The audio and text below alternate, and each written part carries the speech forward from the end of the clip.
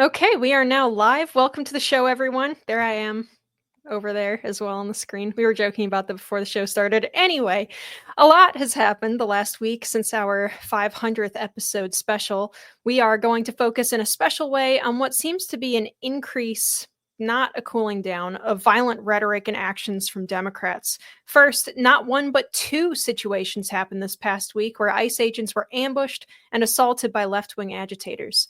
Democrats are having a hard time reining in their own supporters' rage. And ex-employees from USAID and even current employees are threatening to use their talents of color revolution to overthrow the Trump administration from the inside. We'll also talk about Elon Musk's America Party and how criminals are using AI to trick officials in the government with deepfakes and taking advantage of unwitting victims for scams. We are going to talk about all of this in episode 501 of the In the Tank podcast.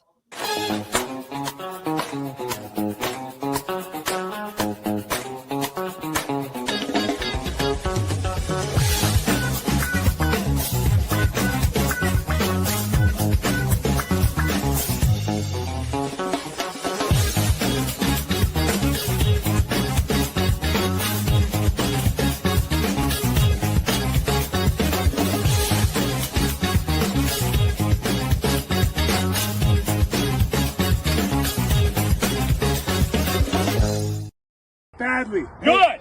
Let's go, man. Buddy. Oh. You don't want to go me. No, I'm not filming this. I'm not stopping. No. You guys need to get off the golf course. Go now. Pack up. Go now. Get in the car and go. I don't know what you're doing. You're not scaring anybody. You're just making it. Yeah. In the Tank podcast. Woo. Okay. So this is the In the Tank podcast, you guys. I am Linnea Lueken, your host. And also, as always, we have Jim Lakely, Vice President of the Heartland Institute. Jim, how are you this weekend? I am doing great. That is exactly how I hype myself up for every single episode of the In the Tank podcast. I saw that video. Actually, I put that little stinger on the end of our intro video this week. That video went viral. Some of you listening to this may have seen it. I love the accents too. There's nothing more cute than a Canadian who's angry and cursing in that Canadian accent. It's just so adorable. But apparently the group there was a former NHL enforcer playing golf with his buddy, and then the group in front of them was going way too slow, and it was pissing him off. And he told him to get a move on. And then I guess the guy had a few too many Molsons at the turn and decided to step to a former NHL enforcer, and he got his face bashed in in a very hilarious way. So, but I'm hyped for the show. Let's go.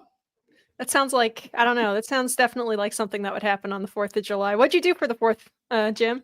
I just chilled out. I'm here actually at my house in an undisclosed location somewhere in northern Illinois, in my backyard. If we're lucky, we'll see a chipmunk harass me because they're very brave. What? That's right. The wildlife around here is very, very friendly.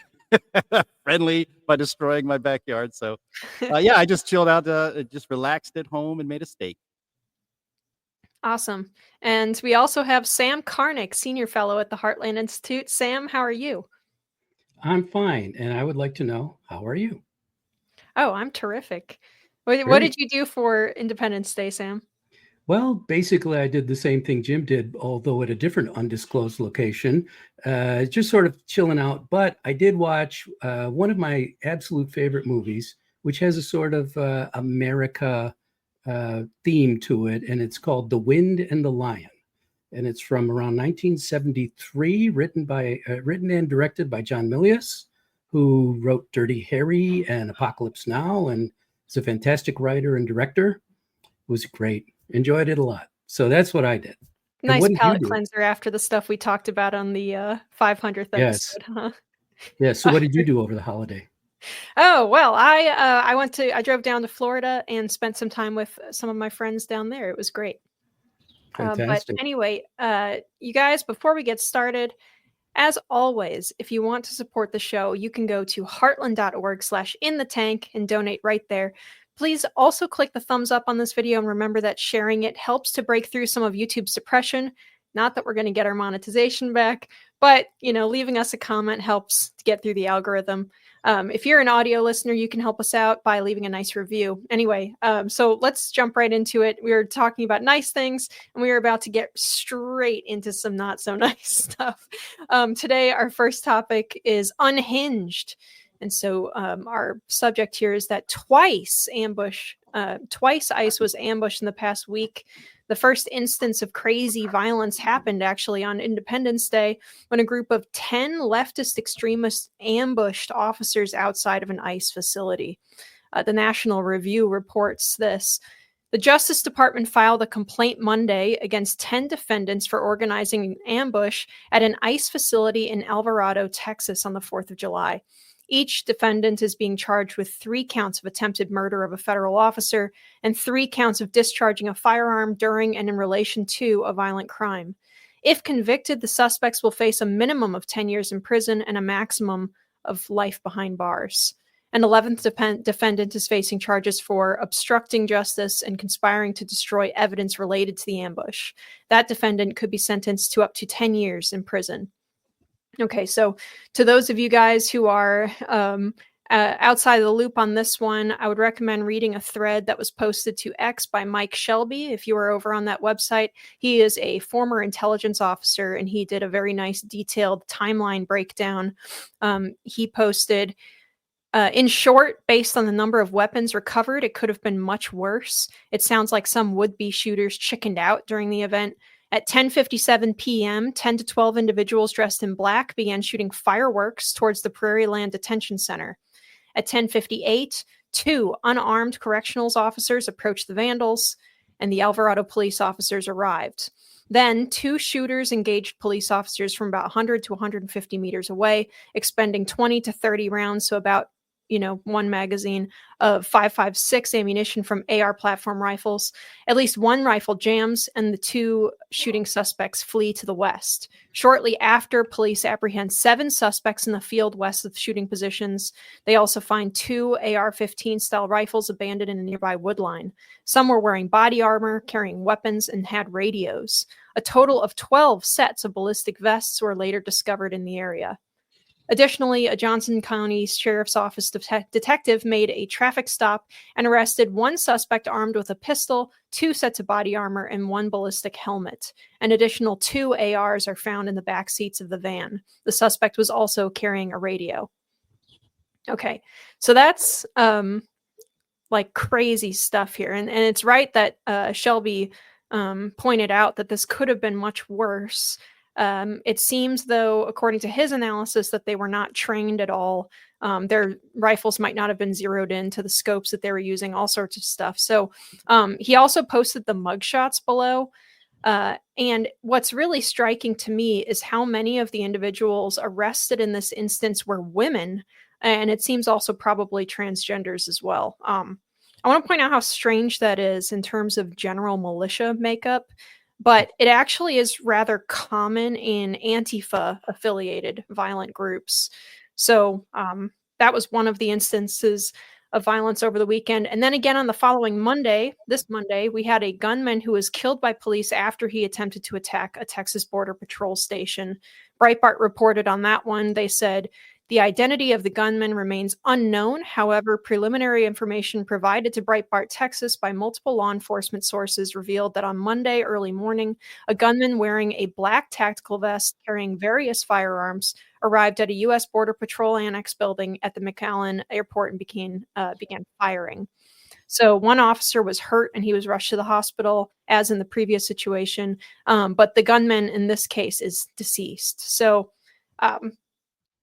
Jim, how much culpability do you think that the media and our Democrat representatives have in this? Because I mean, I don't want to like defend these nutters committing these acts of violence, but mainstream Democrats have been saying for years now that Trump is literally Hitler, that he's genocidal. They've been saying that ICE is engaging in ethnic cleansing, and representatives from the Democrat Party, mainstream on the Hill representatives, and those doughboy Republican Lincoln Project people are calling ICE detention centers concentration camps.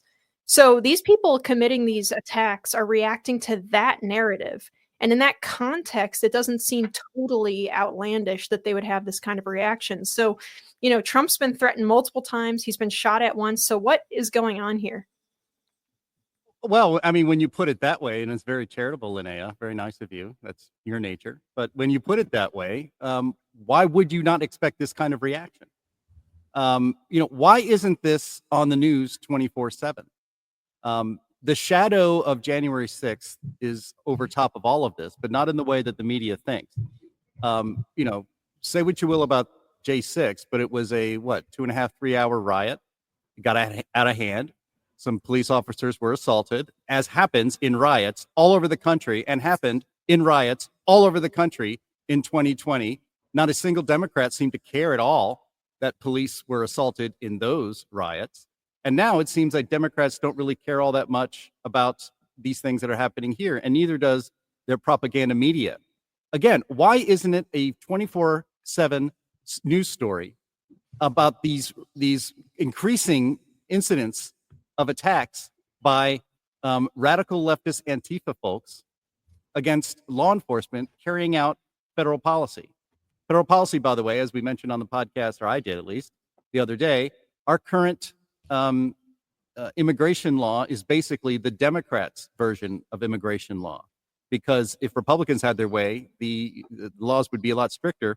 But they are carrying out the law by trying to deport people who should not be here, starting with hardened criminals, which Democrats don't seem to care about getting out of this country.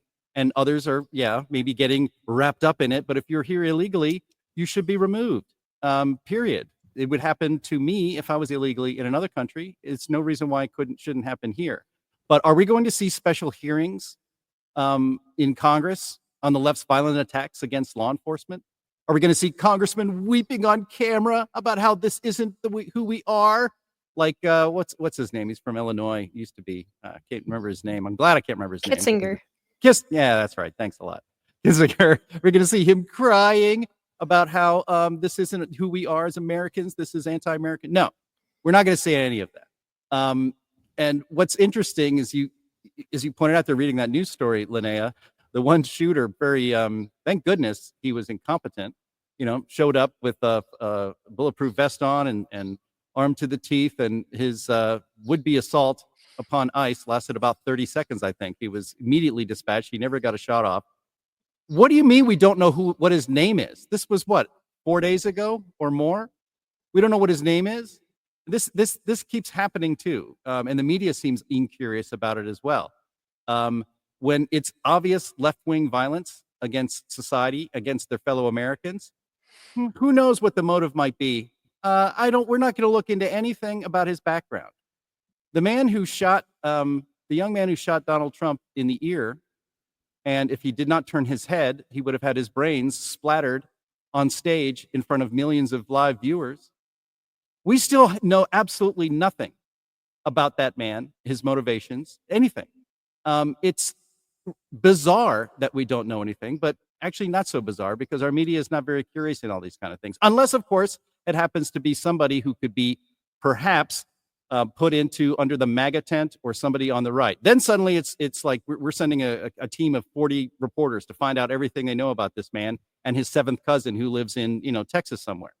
So yes, the media is partially to blame for this. The people to blame, of course, are the radical lefties who are taking violence in the streets. And I know that we haven't brought it up yet, and I think it's our fourth item to bring up this great.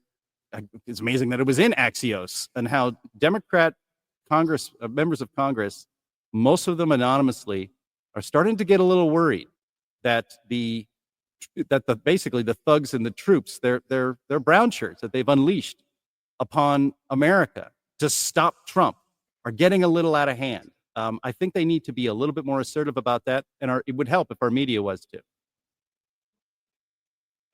Yeah, and we'll see at the main topic of the show, part of how the Democrats are responding to some of this, which is mostly just cowering, as far as I can tell. Sam, what's your thought here? I think it's instructive that the target of these attacks has been the immigration enforcement services. It's interesting because obviously Trump is over the target. I don't think these attacks are specifically directed at Trump. I think they're directed at the policies that he stands for. Of course, they do hate Trump. There's no question about that. But I do think it is because of what he's been trying to implement. So it's interesting to me that their big concern seems to be that in future elections, only people who have been in America for quite some time and who are have been working and living in this country and have been doing legitimate things and are not criminal aliens would be voting. That seems to me to be the key thing. And if that's the case, as seems to be true, then what is really going on here is an attempt to take over the country by an elite and oligarchs and other such characters, and certainly with an international flavor to it all, and a lot of international financing. So this is an attempt to really to perform a coup, basically to create a color revolution. But the color revolution isn't going to arise. The people of the United States are not buying this idea that Trump is a horrible fascist and a crazy man. There's a strong swath of the population that does believe that does accept that as true, but it's not a winner. It's on all the 80-20 issues, the Democrats and the left are on the side of the 20, and the left part of the Democrats are on the side of about 1%. So speaking of one percenters. So I think that the key thing here is that Trump is over the target, and they are desperate to ensure that it's not just stopping immigration now. That's already happened. What I think they're most concerned about is actually sending back people who are in this country illegally, whom I refer to as criminal aliens. So you can't say no human is illegal. Well, some humans are criminal, and we know that. So getting rid of these criminal aliens from our country and sending them to other places, and it's not really a big issue as to where they go, because that's not our problem. We didn't bring them in. Of course, we did. Joe Biden did, but that's an issue for further discussion down the road. But yeah. I think it's instructive as to what their real plan is, what they're really after. Yeah, and you hit the nail on the head there, Sam, because the immigration issue is one of the things that Trump is very well over the target on. As you said, the 80-20 issues, most Americans are in favor of deportations, and that is what the Trump administration appears to be laser focused on right now. And it's also focused on reducing some legal or some like permitted job-related residency as well, which is a good transition into our second topic, which is the Elon Musk America Party. So we will, guys, be looping back to the violence topic later in the show, but I want to cover a couple of things before we get to that main topic, though. So from Fox News, we have a report on Elon Musk's startup here. It says, as Elon Musk moved forward with forming a third party in hopes of rocking the nation's longstanding two-party system, the world's richest person is reaching out to a one-time presidential candidate who has started his own party. Musk, Musk, the billionaire of CEO in Tesla and SpaceX, who spent the first 4 months of President Trump's second administration as a special advisor steering Doge, spoke with Andrew Yang, Fox News has confirmed. A source familiar with the conversation, I hate it when they do that. Don't you guys hate that? I hate it. Said that the two discussed Musk's push to create the America Party, which Musk aims to field some candidates in next year. for the midterm elections. So also, it's pretty notable that expressing support are the likes of Mark Cuban and other like tech bro types who are very much not right wing. So, Sam, a lot of Elon's issue and falling out with Trump has had to do with not just spending in the big, beautiful bill, but that's certainly a huge part of it, but also the H-1B issue. If our viewers remember back in December when Elon had a crash out over H-1Bs. And historically, we have had third parties, and they rarely do very well. Do you think that Elon fielding people on this platform that he's proposing here is going to break that trend, or is it just going to be like all the other third parties? You are muted for some reason. Oh, I'm very sorry there. Phil, third parties, at least one third party had some success in the past, and that was the Republican Party, which started out as, I think it was the Whigs, wasn't it? And they were, then they became the Republican Party and became a very powerful party over the years, and they've lasted 150 years plus since then. So it can happen. And I think that Musk's plan is actually fairly reasonable, which is to get a few swing votes into the Congress, into the Senate, and into the House. That would actually work, and that's how parliamentary systems work in particular. So there's some history there that shows this isn't exactly insane or anything. However, I think that none of this really was ever about MAGA or Trump and Elon Musk supporting them. I think that Musk was always about Elon Musk, his own point of view and ideas, and he seems to have felt that that his ideas would never be advanced if Joe Biden and then his substitute Kamala Harris had been elected president. So that's why he would spend so much money on Trump. It wasn't spending money, I suspect now, it wasn't spending so much money in order to get Trump elected as to defeat Biden and then Harris. So what he's done is he's got them out of the way. And his idea now is, obviously, it's not pure free market conservatism of any sort that he's looking at. It's Andrew Yang certainly does not represent that. And that's a person to whom Musk has reached out personally and vice versa. So this America Party, it's a great name, very smart, especially coming from an immigrant, which is kind of cute. But I think that, as I say, there's some logic to it. I don't think it represents any real central force in the United States at present, but it could have some effect. And in my view, the effect would be entirely, and this may be sort of an outlier point of view, but I think the effect would be, let's say, almost entirely on suppressing the Democrats' success.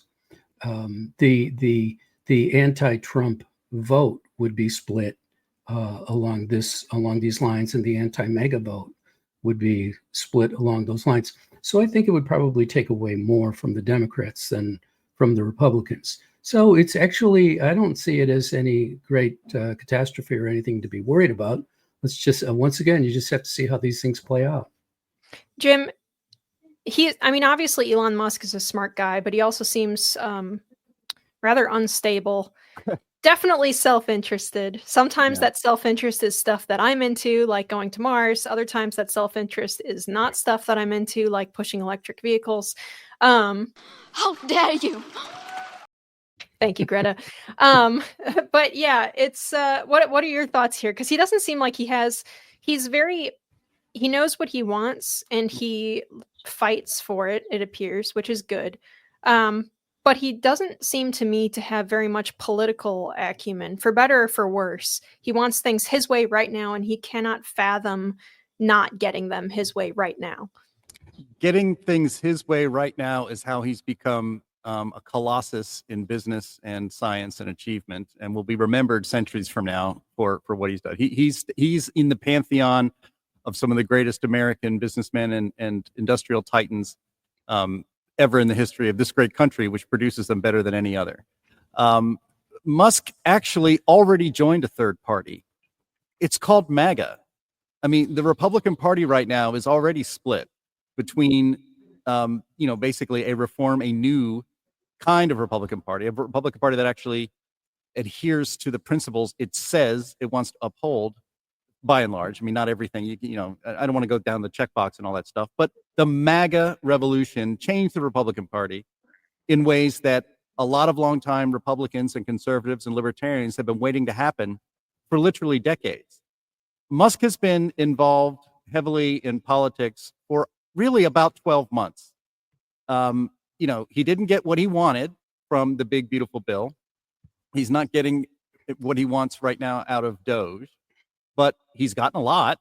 He's gotten a lot more than a lot of other people have gotten when they first got into politics. And I think this, I guess he's already started. I guess he can't backtrack on this and say, I was just kidding, forget about it. So I suppose he has to, just for pride's sake, move forward, and maybe he'll find a way to bring that back into in the MAGA movement. But because, again, he's already joined a third party. The MAGA agenda and its ability under Trump's leadership to get actual reforms and action is remarkable to anybody old enough like me, like in my 50s. Remember that kind of the excitement about the Newt Gingrich revolution in 1994 and the contract with America, and how, checking off, I think 7 out of those 10 were pretty good. But compared to what's happening now, that's pretty small beer. Elon Musk should actually just declare victory. I guess he already has in certain ways, because he got what he wanted out of MAGA and supporting Donald Trump. He stopped the left from a complete takeover of our federal government in all areas, and the ensconcement of hard left ideology into American life and policy, maybe forever. I mean, that's the way he talked about it, at least, that this was the last chance to stop that and to reverse course and go another way. Just again, his impatience, and again, he doesn't have a lot of experience in this, and his attitude has gotten a lot of things done at SpaceX and at Tesla and in other places. But Sam knows this. Republicans waited for victory on abortion for 50 years. Took them 50 years to get what they wanted on abortion policy in this country. I've been waiting for the Environmental Protection Agency to be reined in for decades. George W. Bush didn't do it. He appointed a squish, Christine Todd Whitman, to be head of EPA, who basically was just doing the same stuff that Bill Clinton's administration was going to do, just trying to make us feel better about it.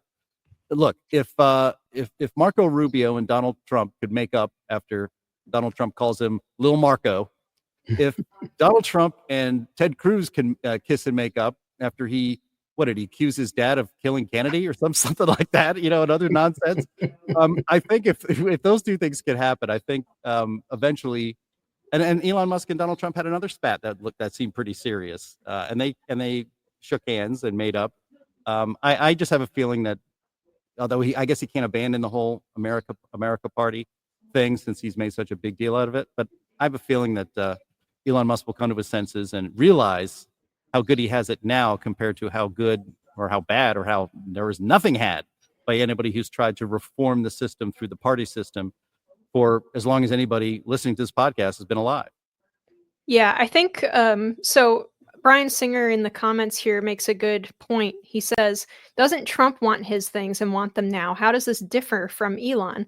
And I think the difference is that Trump is willing to take the good when the perfect is out of reach. Mm-hmm. And it doesn't seem like Elon is able to do that. Trump hypes up the good as though it is the perfect when it's not, which gives the impression that he always gets things his way. But he certainly has not always gotten his way. So yeah, and he doesn't just quit the entire negotiation over it. Right. I mean, Sam can add into this too, but one thing we've learned about Trump is that, he's always wanting to make a deal. He's a deal maker. He'll make deals for as long as he's awake. He's most happy when he's making a deal. And in his eyes, a good deal is a deal where both sides feel like they got what they wanted, or at least got enough of what they wanted. So he's not looking to win 100%. That he doesn't consider that actually a good deal. That's too easy, maybe. I don't know. But, Elon Musk needs to understand the art of politics, which is not getting everything you want right now. It's moving things a little more slowly. It's a dirty, difficult process, but it's the process that we have, and it's the process that actually most people can and will accept. And it's something that Republicans have been kind of bad at. Like they compromise on everything, but they always compromise too much in the wrong direction. Yeah. So now we're compromising, leaning towards our direction on things. And it's still not like, you've still got people saying, no, we have to throw it all out unless we get every single thing that we want out of everything. And I understand that perspective. My frustration with the Republican Party in particular, my entire life has been very extreme. So I totally get it. And I empathize with it a lot, but yeah. Well, it is difficult to watch. Yeah, one of our viewers here, Nuts Bolts, has a comment, says that Elon deserves some sort of honor to recognize his service to the USA. And I 100% agree with that. I mean, for crying out loud, if Donald Trump can give Anthony Fauci the presidential medal, he can certainly give one to Elon Musk and maybe sign a declaration rescinding the one to Anthony Fauci at the same time. That would make me very happy. Yep. All right. So Elon is a tech guy. He's been courting a lot of tech guys. And we are transitioning now into our third topic here, which is about AI, which we talk about a lot on this show, but it's because, and I want to emphasize this a lot to our conservative viewers, it is an important emerging technology. The cat is out of the bag. It's not going back into the bag. And it's also very dangerous, as all powerful technology is. I always think of the Ian Malcolm quote about a kid who found his dad's gun. It's the same thing with AI. And so a recent report from Breitbart says that someone has been using an AI deepfake of Marco Rubio's voice and has been up to no good with it. So let's take a look at that. Breitbart reports an individual posing as U.S. Secretary of State Marco Rubio reportedly used an AI-generated voice to call high-level officials in what appears to be an attempt to manipulate government officials to obtain access to information or accounts. The unknown Rubio impostor has so far reportedly contacted at least 5 government officials, 3 foreign ministers, 1 U.S. governor, and 1 member of Congress. The individual, whom authorities have not yet been able to identify, reportedly used AI software to send the government officials text messages that mimicked Rubio's voice and writing style. Authorities believe the imposter is likely trying to manipulate the high-end officials with the goal of gaining access to information or accounts. The July 3rd cable sent by Rubio's Office of State Department employees said, the unknown individual began their impersonation attempts in mid-June. And so they've been using the encrypted messaging app Signal under the display name marco.rubio@state.gov, which is not his real email address, but it looks convincing, right? So the actor left voicemails on Signal for at least 2 targeted individuals, and in one instance sent a text message inviting the individual to communicate on Signal.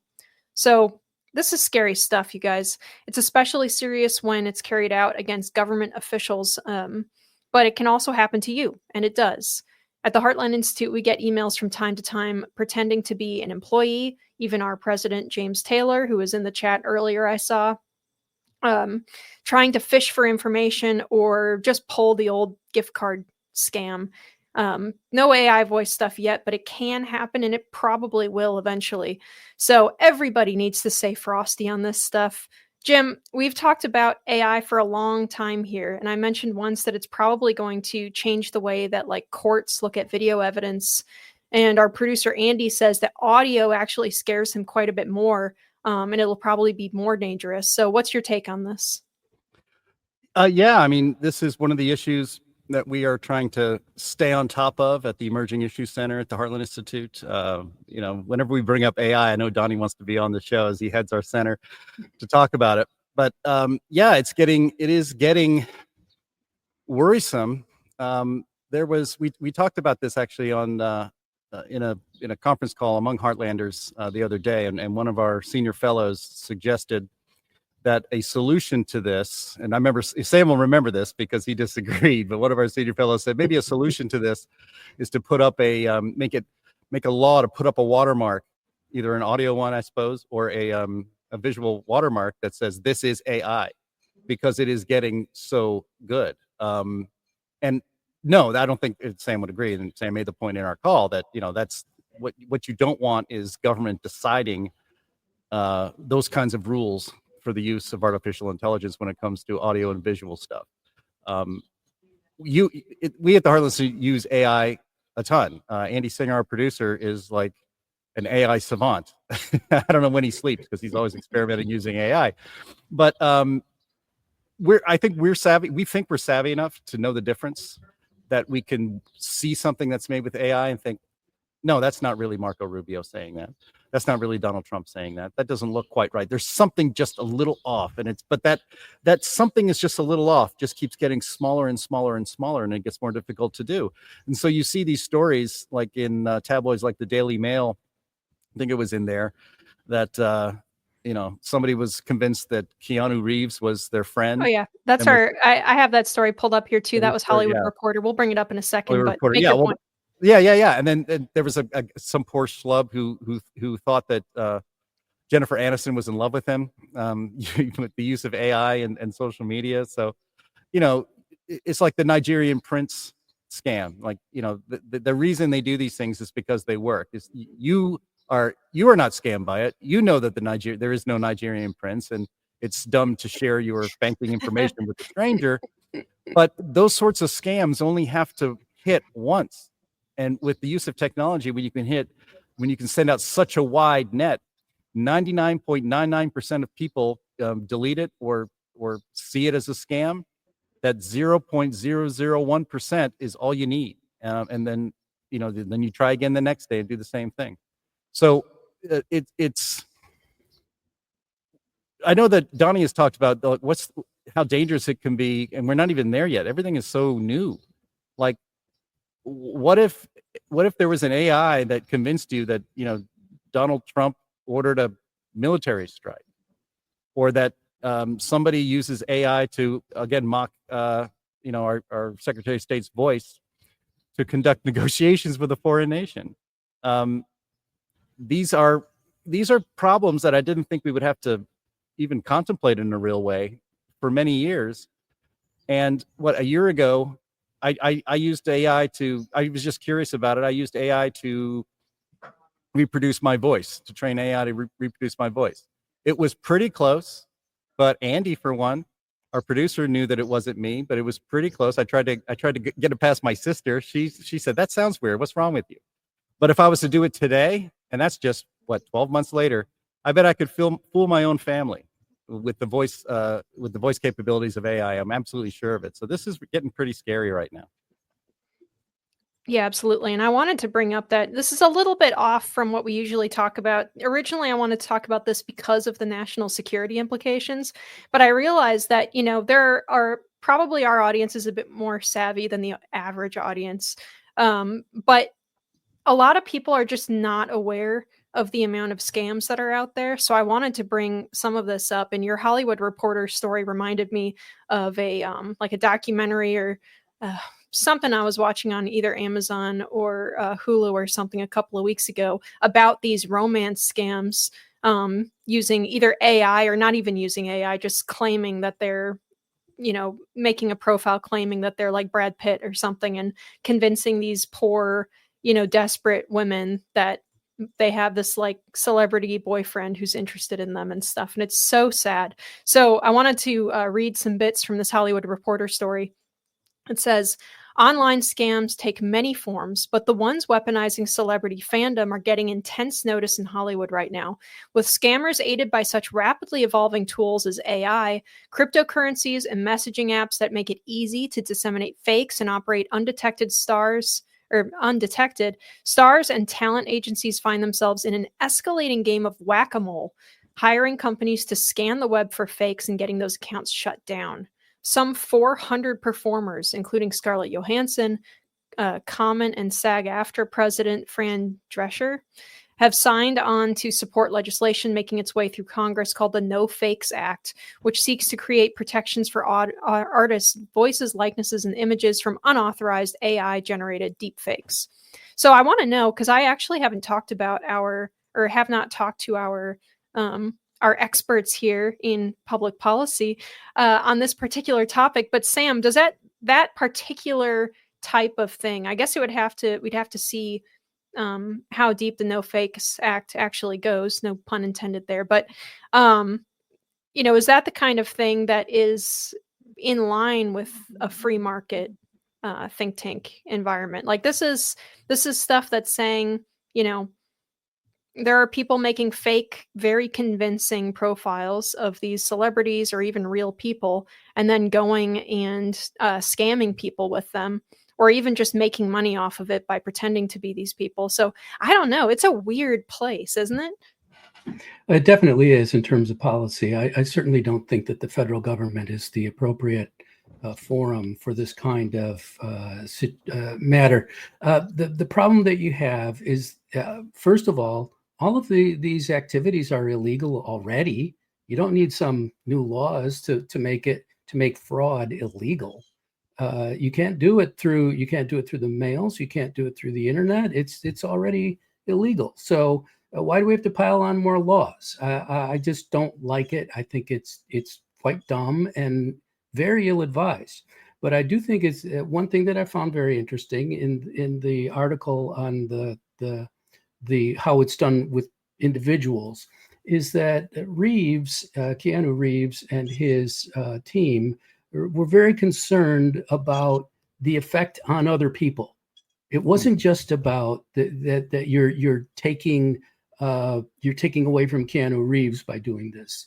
They were sincerely concerned, and it did sound sincere to me, about the effect of this on people that are being harmed by it. So I think that is a very good thing. Just one last point I'd like to make is that, look, scams have always existed.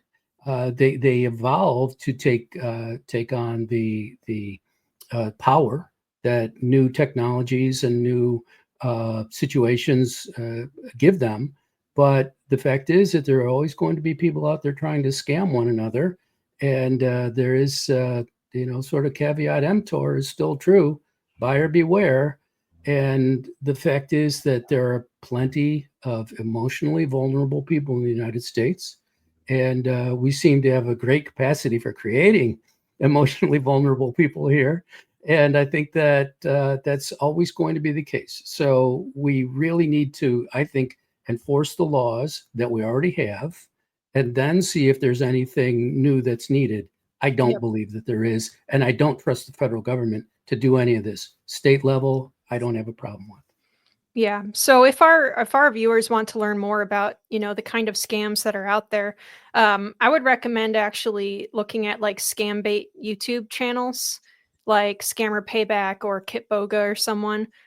Learn the hallmarks of this stuff. Don't give personal information online, and for heaven's sake, do not use the first phone number at the top of the Google search when looking for like Microsoft's phone number or another technology company or your credit card company's phone number, because one of the major ways that scammers are getting people right now is because they pay for their fraudulent phone numbers to end up at the top of Google's search and like in the AI summary. So I've heard of so many people just using the first phone number that pops up on Google when you're trying to look for your like bank's number. Don't do that. Look at the number on the back of your card, please, or on like the device that you bought if you're looking for a tech company's phone number. You cannot trust this stuff. Yeah, I mean, 100%. I mean, as vice president of the Heartland Institute, I have to sign, lots of documents, and sometimes legitimately, there's certain things you have to requires my signature affixed to a document. And it was actually just this week, somebody who, was complaining. It's like, I've sent you the document to sign, 4 times in the last week, can you please get on and sign that? But I hear that from from a third party. And I'm like, look, I'm not going to sign something that says, DocuSign at the top in my email. That goes right to the delete button, man. It's like, you need to text me or call me. I need to have basically 2 two proof of life and verifications from real people before I do anything like that. And I can't tell you how often that happens where, the way we've set things up is that you just kind of get this generic email that says, please sign this. In fact, the last one that I got that I actually ended up having to sign, it had DocuSign. It didn't tell me what it was about. Didn't tell me who it was from. It was legit. It ended up being legit. It asked for the last 4 digits of my social security number to open the document. I'm like, are you kidding me? Yeah. All you have to do is call me and say, look out for this email. It will look exactly like this. I'm sending it right now. So you will see it in the next 3 minutes. I actually had to have my, I'm pretty savvy with that stuff, but I found, and maybe AI had something to do with it. I was actually, maybe because they're listening to me talk on my phone. Who knows? These things are happening. But I swear, I asked somebody, please send me something to sign. I'm looking out for it. He goes, okay. I got a document that looked exactly like it was supposed to. And I opened that. And that was the mistake. He said that the real one came like 5 minutes later. It's unbelievable coincidence. Hopefully it was a coincidence and that people were watching these things. But you have to be very careful in your own life. And I guess now you even have to be careful that, when your mother calls you, it's actually your mother because you may recognize her voice. It's like Arnold Schwarzenegger, the Terminator in the first Terminator film. He picks up the phone, imitates the voice, and there you go. So that was what? 30 years ago, and that was predicted, and here we are. Yeah, watch 80s action science fiction movies to prepare yourself for the future here. And I'm only half joking about that one. So yeah, guys, be careful, double check everything. You don't have to be like stupid with computers and not know what you're doing to get tricked by this stuff, okay? Like they prey on people who are distracted by whatever else they've got going on, or they try to create like stress for you to feel. That's what the like fake virus scam stuff tries to do. It tries to make you panic and feel like you need to get in contact with someone to fix it really fast. And when they offer you to fix, they offer to fix it for you, they're like right there to help you, and that's how they get you. But so don't use the phone number that comes up on Google. No company will ever ask for remote access to your computer. All of these things are hallmarks. Nobody will ever ask you to pay using gift cards for anything. I got that one from James Taylor. James Taylor one time asked me to send him some gift cards in my Heartland email. That was pretty good. That was fun to mess with a little bit. But yeah, no. So be careful out there, you guys. Anyway, one quick thing. Yeah. Tying this back to the Rubio situation, no one is safe. That's the lesson we can learn from this. You're not safe. You may be as smart as can be, but they'll find a way to get in there. So everybody, you're right. Be careful out there. Don't ever get overconfident. Don't ever think that you can't be fooled, because you can. That's exactly right. No matter how tech savvy you are, you can be tricked by this stuff. So just be so careful. All right. So to another kind of criminal.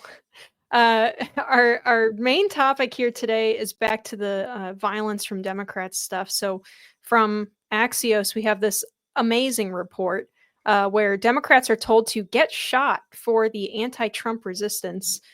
At town halls in their districts and in one-on-one meetings with constituents and activists, Democrat members of Congress are facing a growing thrum of demands to break the rules, fight dirty, and not be afraid to get hurt. Just as an aside, they say this as though Democrats already don't play by the rules, but moving on. Anyway, so House Democrats told Axios that they see a growing anger among their base that has, in some cases, morphed into a disregard for American institutions, political traditions, and even the rule of law. The grassroots wants more.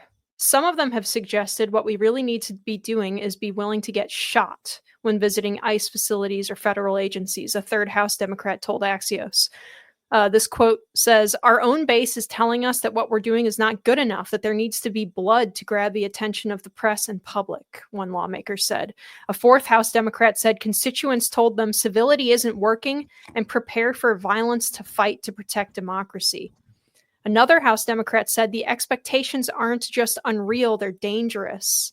And yet another told Axios, "I actually said in a meeting, when they light a fire, my thought is to grab an extinguisher." And someone else at the table said, "Have you tried gasoline?"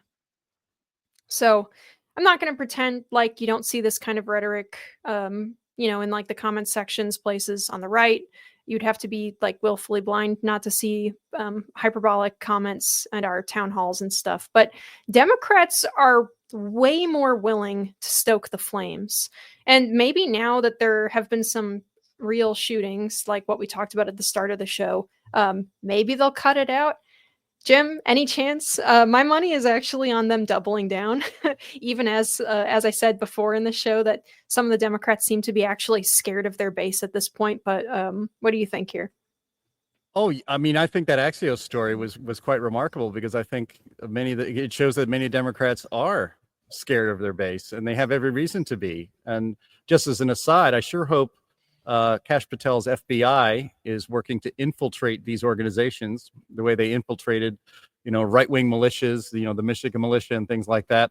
For the kidnapping, the supposed plot to kidnap Gretchen Whitmer, which was basically the idea of the FBI informant in the conspiracy, and it was so obvious that convictions. I thought that situation was like the Man Who Is Thursday type of scenario, where all of the conspirators were actually also federal agents. Yeah, I know. It's like that. It's like that Spider-Man meme. They're all pointing at each other, and they're all feds, right? So yeah, I don't know. But this ties into the first topic that we talked about today. These members of Congress in this Axios story, some members of Congress were on the record stating basically that they're getting kind of scared of their constituents. We're telling them that, you got to be willing to get shot. The most kind thing that people said from this story was that, we can't keep following the norms of decorum, that their constituents were telling them that the Democrats can't continue following the norms of decorum. It's like, I'd like to know what it looks like when they're not following the norms of decorum. When they're calling Trump Hitler, when Joe Biden is given the dark Brandon speech, calling half this country semi-fascist and all that stuff. So I suppose that was using decorum. And I guess the escalation of that is violence, which is what we're seeing more and more. And again, our media is not covering this and giving this story, because it's a nationwide story, the attention and coverage it deserves. I mean, we all know the cliche. If some wild-eyed Republican says something wild-eyed and crazy, the legacy media will dispatch their reporter to track down every Republican they can find in Congress and make them defend or denounce that thing. We're not seeing that happen here. Why not? We know why. Because the legacy media is the propaganda arm of the Democrat Party. They're not an actual media. But for the grassroots people to tell, I suppose, members of Congress that you need to be willing to be shot. Well, I know one politician in Washington who's willing to be shot to stand up for what he believes in. His name is Donald Trump, because he was shot and almost shot it, and tried to be shot a second time. The idea that there needs to be, again, quote from the story, there needs to be blood to grab the attention of the press and the public. This all goes, and then you read the quote in there, Linnea, about we have to prepare for violence to protect our democracy. This goes back to the very irresponsible rhetoric that the Democrat Party has employed to stop Donald Trump since the 2024 presidential election for basically years. They've been using this rhetoric. And again, just looking at it objectively and logically, why would your base not think these things are necessary to, quote unquote, protect democracy? You may not have noticed, I sure have, that our democracy, our republic, is actually still intact. And our Supreme Court is working as designed, and our Congress is working as designed. Our republic is actually very strong. But the Democrat Party has told its base that every opposition to their policy preferences is illegitimate at best and a threat to our very democracy at worst. And it's going to, we've seen this, Sam knows this as well as I do. The Democrats have employed rhetoric, what was that ad back when Paul Ryan, about as milquetoast a Republican as you can get. Democrats ran an ad of Paul Ryan literally wheeling grandma in a wheelchair off a cliff. Now this goes back a long time with the Democrat Party, and if there are examples this egregious and this numerous on the Republican side, I'd like to hear them, and that shouldn't be employed either. But the Democrat Party is the one. If these members of Congress are going back to their town halls and are aghast at what they're hearing from their constituents, they only have themselves to blame. Yep. They have fed this paranoia, and it's very mentally unhealthy to keep feeding this into people's brains, because eventually they believe it. And so it's going to get actually worse before it gets better. When somebody at the table says, have you tried gasoline instead of a fire extinguisher? That's a warning shot, man. That's a warning that we're going to be getting into, I think, much darker places before this, if it can ever be fixed. Yep, and I wanted to because Sam brought up earlier on the show the color revolution idea, and we've talked about this before, Sam, and you've brought it up before, that that's what they do, or that's what they try to do, and now we're at the stage where they're just saying it. This story is unbelievable from Hot Air. This is USAID staffers plot insurrection and brag about it.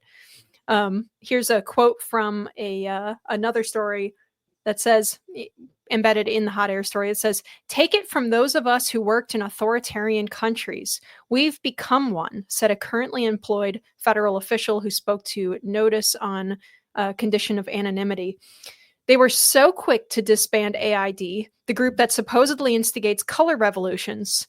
But they've done a very foolish thing. You just released a bunch of well-trained individuals into your population. If you kept our offices going and had us play solitaire in the office, it might have been safer to keep your regime.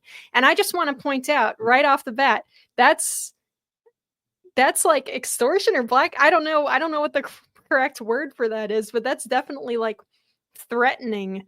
Oh, you need to keep us employed so that we don't try to take down the government. That's a crazy thing for someone to say. I'm not a fan of doxing, but it's no wonder that this person said this stuff anonymously.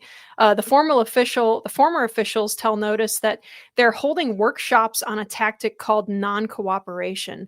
They're building a network of government workers willing to engage in even minor acts of rebellion in the office, and they're planting the seeds of what they hope could become a nationwide general strike.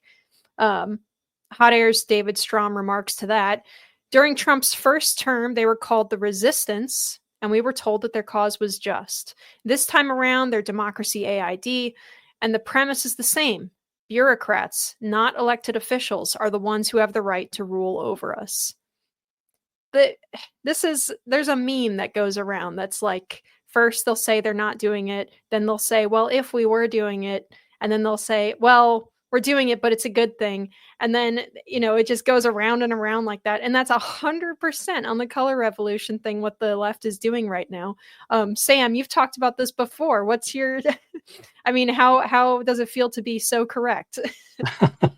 Well, it's funny because they were doing the same thing during the first Trump administration as well. And then they were doing it during the Biden administration. And so what's been going on here is that the sense of urgency that the Democrat politicians characteristically have, which is that they convey this sense of urgency that if we don't stop Trump, X will happen. And it's always fascism will become Nazi Germany ASAP. So if we don't stop Trump, that's going to happen. So there's this sense of urgency, and when you have a sense of urgency, you'll do whatever it takes to avert the horror that is ahead of you and is imminent. So the idea is to normalize very abnormal behavior. So, for example, shooting ICE agents or trying to stop ICE agents who are doing their jobs. You shouldn't, whether you agree with the political moves or not, the political elements behind it, you shouldn't hate these people. They're doing what they're supposed to be doing. And so creating these enemies and this kind of, like I say, this sense of urgency, the Democrat politicians and their friends in the press have been doing that ever since really the Obama years. And they've been amping it up every year. And it's funny because now here we're almost 20 years after that, it's still urgent. It's always urgent. It's always, it's about to happen. it's about to happen. This government's about to be taken over by the Nazis, or it has been taken over by the Nazis. We're the only thing, the thin red line standing in the way of the Nazis actually doing all the kinds of concentration camp horrors that they have in mind. So what you do is you create that sense that you've got an urgently, desperately bad situation because you got crazy people running the country, and then you say, well, we got to get them out of there, and whatever we do is okay, and that's your color revolution. Yeah, I mean, you pointed out before though that the general population is not on their team with this. That's why, in part, they've been running all the propaganda so hard. You know, we said this. Gosh, when was it?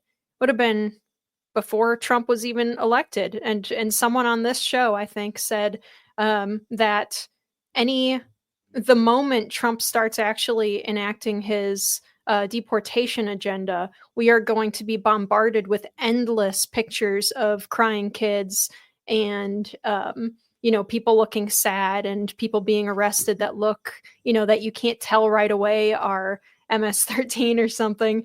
And they're giving us all of that, but they're also giving us pictures of dudes with like skull tattoos across their face and eyes and like MS-13 plastered across their chest. And we're supposed to feel bad for them too. So they are pulling out everything that they can to try and get people, the general population, to turn on the deportation agenda. But I don't really think it's working. It's, when you go online, there's a very high concentration of people who are very passionate about this stuff and who are very aggressive about it. But in everyday life, I'm not seeing too many Democrats who are that worried about deportation, especially of the extra criminal element, right? Jim, you're muted. I pulled a Jim. That's called pulling a Jim, keeping it muted. So we got a Jim from Sam and a Jim from Jim, the original. The original. Yeah, I mean, I don't know. I want to go back to the just this undermining of Trump. The color revolution. What was the term they used? Like soft. Was there soft something in there? I don't know. But the point being is that this already happened in Trump's first term. I believe.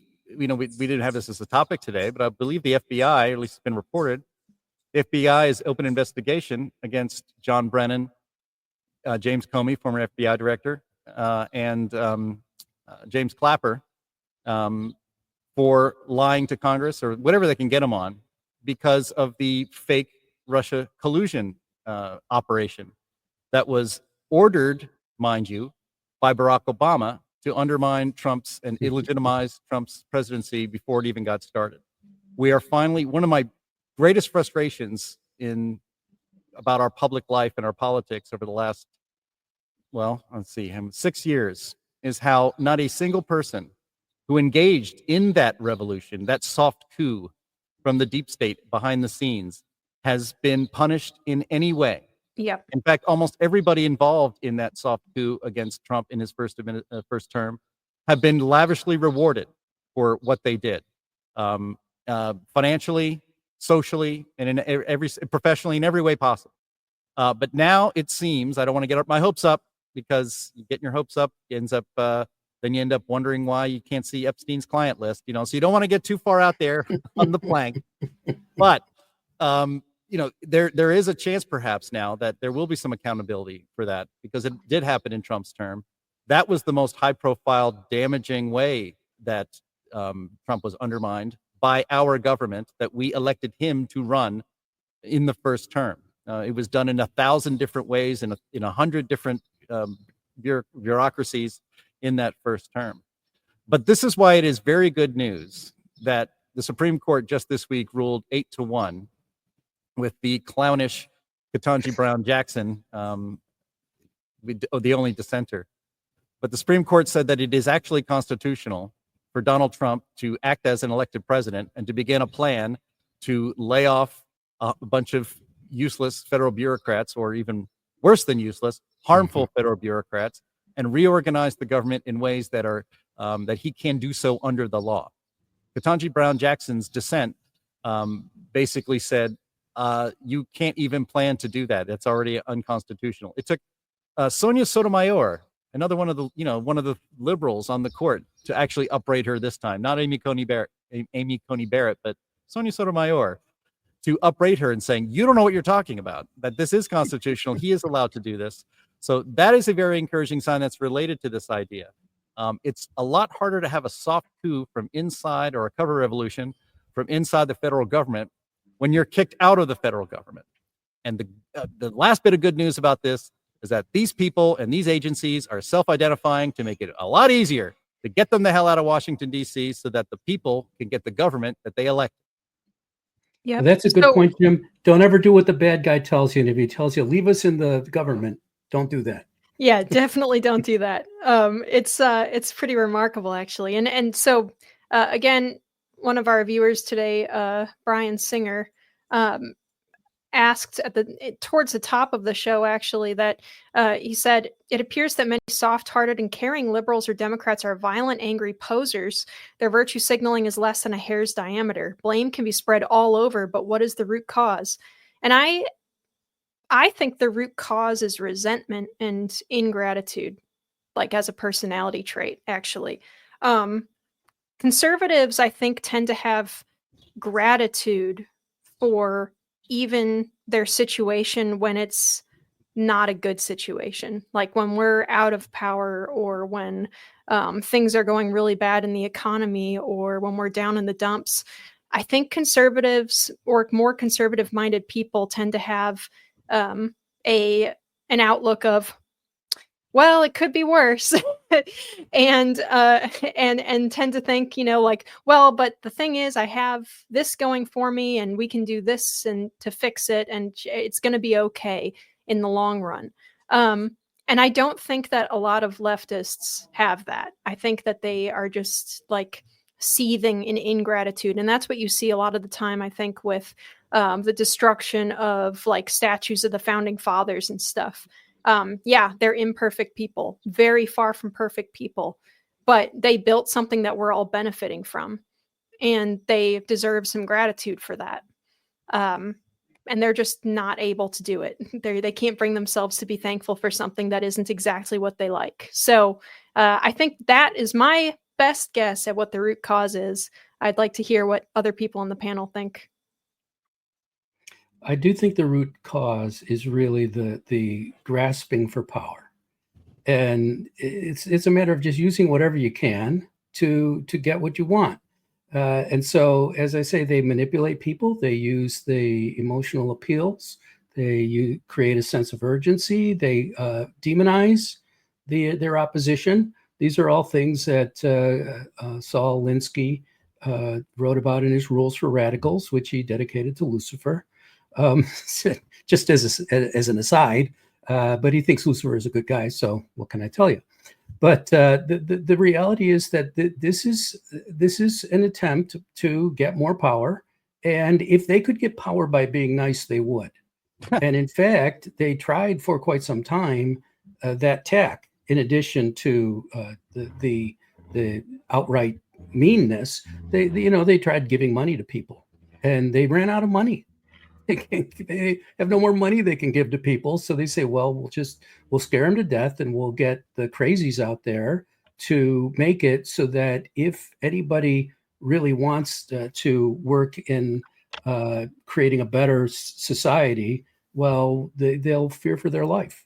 So it's just a quest for power, in my view, and they use manipulative tactics to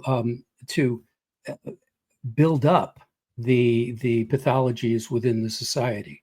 It's really that's the Cloward-Piven strategy, as we've all heard about, where you create disorder in order to get ultimately let's say a socialist / communist government in there. So this is just, I believe it's just all a quest for power. I put no good in it at all. I see no good in it at all. There's no good motives here. There's nothing good about it. It's all evil, and we should oppose it 100% and root it out, root and branch. Thank you. Jim? Yeah, just real quick, because I know we're getting a little over time. We should probably wrap it up here. But, to me, this all comes down to the fact that the left never thought they would ever be out of power. This is a big shock to the system. This is like you're the captain of the Titanic. You've never been in a maritime accident at all, ever. And then you're the captain of the greatest maritime disaster ever. He never thought that would ever happen to him. The left never thought this would ever happen to them. Not just the American left, but the global left. Trump's election in 2016 was the great interruption. Nobody in the world planned for this. And frankly, everything we've seen the global left do since then has been a reaction to that. It was a shock to the system. This was never supposed to happen. The people are not supposed to have a say in their government. The bureaucracy is never supposed to be downsized. Our policy preferences are to never be changed. Our power is to never be shrunk, let alone taken away, but to always grow. And this is and still is a shock to the system. If you're on the left, if you came up in the left, if you really believe in these things, you've had the longest salad days in the history of Western civilization, maybe going back to the Roman times, who knows? But certainly for the longest time of anybody alive listening to this podcast, in that you have dominated academia, you have dominated Hollywood, you have dominated K through 12 education, you have, until relatively recently, dominated Congress, and certainly you have the presidency. And if you had a winning streak like that, losing even a little bit hurts, and hurts a lot. And the natural human reaction to such hurt is a violent a violent tantrum in one way or another. Sometimes those tantrums become physically violent. Sometimes they just become audibly violent to our ears because they're screaming into their into their phones for TikTok videos. But to me, that's what this really comes down to. And why Republicans tend to be more level-headed and while they take politics seriously, it's not actually the be-all end-all of their entire existence. Is because Republicans and conservatives and libertarians have never once in their life really experienced that kind of dominance in even one of those areas of our society and politics, let alone all of them at the same time. So to me, a lot of this is that reaction. It's like a trust fund baby who thinks he's going to be rich his whole life, and then suddenly dad turns off all the money, and now you're broke. So you become Rachel on Friends. You suddenly have to go get a job. And you have to experience the real world, and it sucks. But the moral of Friends is that you can have friends and have a fulfilling life, even if you don't get everything you want without working. Well, and speaking of cutting people off from great wealth and riches, that is all of the time that we have, unfortunately. Thank you, everyone, for tuning in today. We are live every single week on Thursdays at noon Central on Rumble, Twitter, YouTube, Facebook, all over the place. Jim, what do you have to pitch to us for the end of the show today? Sure. Follow me on X at @JLakely, and join us tomorrow at this very same time on this very same channel, 1 p.m. Eastern time for the Climate Realism Show. We are going to have a fantastic program with 2 very special guests, and we hope to see you there. Absolutely. Sam? Thank you, Linnea. Follow me on X at @STKarnick, and my Substack is stkarnick.substack.com. You will enjoy it. Absolutely. For audio listeners, please give us a nice rating on whatever service you're using. Leave a review. Thank you so much to everybody for being here once again, and we will see you all again next week. Adios.